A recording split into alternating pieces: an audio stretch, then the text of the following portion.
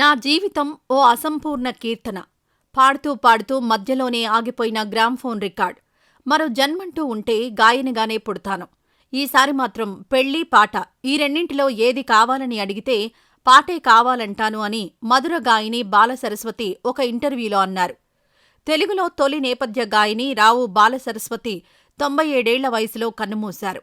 బుధవారం హైదరాబాద్లో తుదిశ్వాస విడిచినట్లు కుటుంబ సభ్యులు తెలిపారు. 1928 ఆగస్టు 28న నెల్లూరు జిల్లాలోని వెంకటగిరిలో జన్మించిన బాలసరస్వతి తన 6 ఏళ్ల వయసు నుంచే పాడడం మొదలుపెట్టారు. ఆకాశవాణి కార్యక్రమంలో తెలుగువారికి పరిచయమయ్యారు. సతీ అనసూయ చిత్రంలో తొలి పాటను పాడారు.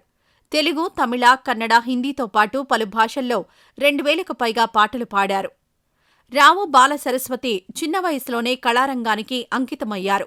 4వ ఏట నుంచే పాటలు పాడుతూ అద్భుతమైన ప్రతిభను ప్రదర్శించారు. 6 ఏళ్ల వయసులోనే హిజ్ మాస్టర్స్ వాయిస్ అంటే హెచ్ఎంవి సంస్థ తరపున తొలి సోలో గ్రామఫోన్ పాటను రికార్డ్ చేసి రికార్డు సృష్టించారు. 1936లో ప్రఖ్యాత దర్శకుడు సి. పుల్లయ్య రూపొందించిన సతీ అనసూయ, భక్త ధృవ చిత్రాలలో బాలనటిగా, గాయనిగా సినీరంగ ప్రవేశం చేశారు. తెలుగులో నేపథ్య గానానికి నాంది పలికిన ఘనత ఆమెకే దక్కుతుంది. 1943లో విడుదలైన భాగ్యలక్ష్మి చిత్రంలో ఆమె పాడిన తిన్నెమీద సిన్నోడా పాట తెలుగు చలనచిత్ర పరిశ్రమలో తొలి ప్లేబ్యాక్ గీతంగా చరిత్రలో నిలిచిపోయింది.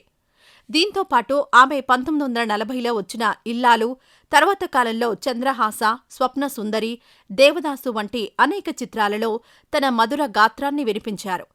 బాలసరస్వతీదేవి 1944లో కోలంక రాజావారిని వివాహం చేసుకున్నారు. వివాహం తర్వాత 15 ఏళ్లకు సినిమాల్లో పాడడం మానేశారు. కాని గొంతు సవరించుకోవడం ఆపలేదు. సి. నారాయణ రెడ్డి తెలుగులోకి అనువదించిన మీరా భజన్ గీతాలను ఆలపించారు. కొన్ని లలిత గీతాలను ఎంచుకొని స్వీయ సంగీత దర్శకత్వం వహించి రాధా మాధవం సీడీ విడుదల చేశారు. అలా చివరి వరకు పాడుతూనే ఉన్నారు. రావు బాలసరస్వతి కేవలం నటి, గాయనిగానే కాక ఆకాశవాణిలో తొలి లలిత సంగీత గాయనిగా కూడా ప్రసిద్ధి చెందారు. తెలుగుతో పాటు తమిళం చిత్రాలలోనూ నటించి పాటలు పాడారు. సంగీత ప్రపంచానికి ఆమె అందించిన సేవలకు గుర్తింపుగా రామనేని ఫౌండేషన్ అవార్డుతో సహా పలు పురస్కారాలను అందుకున్నారు. దాదాపు 3 దశాబ్దాల పాటు తెలుగు, తమిళ, కన్నడ, హిందీ చలనచిత్రాలను తన గానంతో, నటనతో ప్రభావితం చేసిన రావు బాలసరస్వతీదేవి తెలుగు సినిమా చరిత్రలో ఒక చిరస్మరణీయ అధ్యాయాన్ని లిఖించారు. ఆమె మరణం సినీ రంగానికి తీరని లోటును మిగిల్చింది.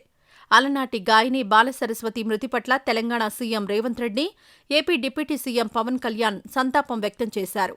8 దశాబ్దాల క్రితమే తెలుగు, తమిళ చిత్రాల్లో నటించి గాయనిగానూ అలరించారని పవన్ కళ్యాణ్ కొనియాడారు.